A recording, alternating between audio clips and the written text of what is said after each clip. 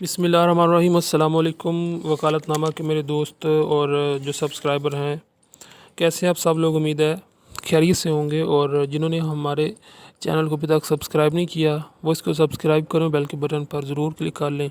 इससे latest update ना आप तक पहुंचती रहेंगी और जो भी लेटेस्ट इजी लॉ लेक्चर हैं वो आप तक पहुंचते रहेंगे।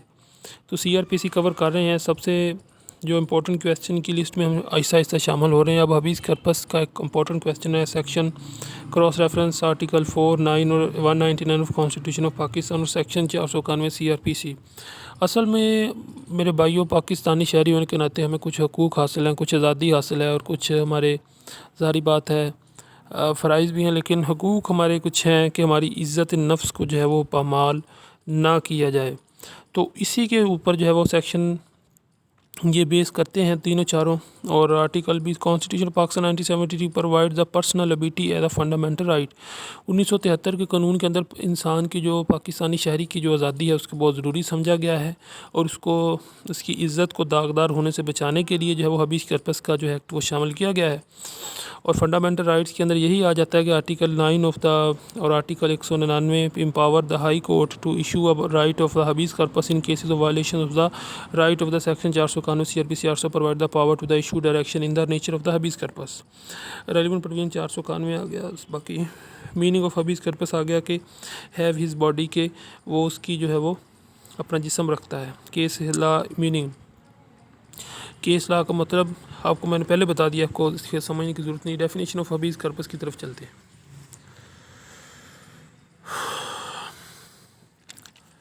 हबीज corpus is a prerogative right to a person. ये एक इंसान का हक है कि who detain another in custody, के हु डिटेन के वो another in custody and commanding और him to produced and having a body of that person before the court. Who can file an application, the person himself, his close relative and his advocate. यानी कि ये तीन इंसान जो है वो person खुद, उसके कोई रिश्तेदार या उसका जो वकील है वो इसके लिए एप्लीकेशन कर सकता है हबीज कर्पस के लिए। Person not competent to file application, a stranger, ठीक है ना, can not file an application, जो पागल जो दिमाग होता है। Power to issue directions of the nature of habeas corpus. Any court may, whenever it thinks fit, issues directions within the limits of the appellate criminal jurisdiction. Number 1, discretionary power। ये उसकी जो discretionary power है, the power given under section 491 is discretionary। Modes of exercise power, सो मोटो, यानी कि अदालत सो मोटो लेगी, ठीक है, यानी कि खुद ही अपन इसके ऊपर अमल करेगी। On application of aggrieved person, यानी कि जो आदमी एग्रीव्ड है उसके जो उसने कहा है एप्लीकेशन उसके ऊपर अमल करते हुए। ये दो तरीके। नेचर ऑफ प्रोसीडिंग, अब इसकी प्रोसीडिंग का नेचर उसने बता दी केस ला के ज़रिए। Twofold jurisdiction, high court under section 491 CRPC, high court CRPC के 491 सेक्शन के तहत जो है वो हमें बता रही है कि किस तरह जो है वो एक्सरसाइज करेगा twofold jurisdiction. Two direction production of a person, two direction के तहत of a person who is illegally detained, जो गैर कानूनी तौर पर डिटेन किया गया है। So that he set him at the liberty, और वो पर्सन के so that he could be detailed in accordance with the law. ये दो चीज़ें आ गई। Direction which can be issued, और 491 के तहत जाएगी person be brought before the court, court में लड़ने से पहले। उसके बाद में person be set at liberty, जब पर्सन को आज़ादी मिले। Prisoners be examined as witnesses, prisoner जो होते हैं कैदी, बी एग्जामाइन, उनको जांचा जाए कि ये महसूस किया जाए एज अ विटनेसेस कि वो गवाह बने। Prisoners be brought before court material और any commissioner.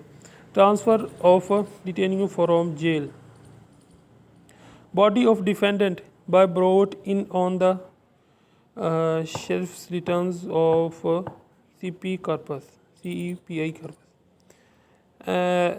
exception to the habeas corpus proceeding. A right cannot be granted in the following issues when person is detained in accordance with law, यानी कि जब कानून के तहत उसकी सज़ा हुई हो।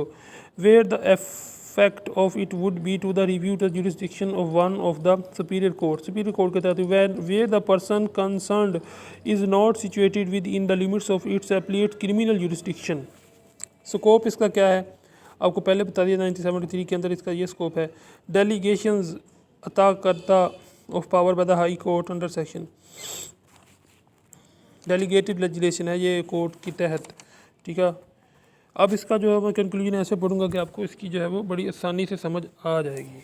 चलेंगे अब इसका पढ़ते हैं। By the above discussions I can say that underlying principles of every right of habeas corpus under the section of the ensure the protection and the well-being of the person brought before the court. The provisions of the section do not give jurisdiction to the High Court to review of conviction of a sentence. The provision of section 491 CRPC are wider than the provision of section 100 and section 552 CRPC as it's a reference any person improperly and illegally detained. बस ये है कि आसानी से आप समझ लें कि इंसान की जो है वो इज़्ज़त ना उसको बहाल रखने के लिए जो है वो उसके कुछ हकूक़ होते हैं कि वो मैं आपको बता देता हूँ कि वो जो है वो किसी जुर्म के बगैर जेल में ना रखा जाए और उसका जो है वो विटनेसेस उसके ख़िलाफ़ सही तरह से कराए जाएँ और हाई कोर्ट जो है वो अपनी पावर से समझे कि ये बंदा ज़ाती तौर पर ये मुजरम है नहीं है, इसको क्यों पकड़ा हुआ है। यानी कि ये सब हबीस कर्पस के अंदर आ जाता है कि कोई बंदा भी किसी प्रोसीडिंग में बेजा अगर घसीटा जाएगा ना तो उसके ऊपर जो हबीस कर्पस काम करेगा। ये मैंने आपको सब पूरे क्वेश्चन का एक हासिल बता दिया है, ठीक है। उम्मीद आपको समझ आ गई हो कि देखते रहें वकालतनामा और हमारे चैनल को ज़रूर सब्सक्राइब कर लें। Thanks for watching.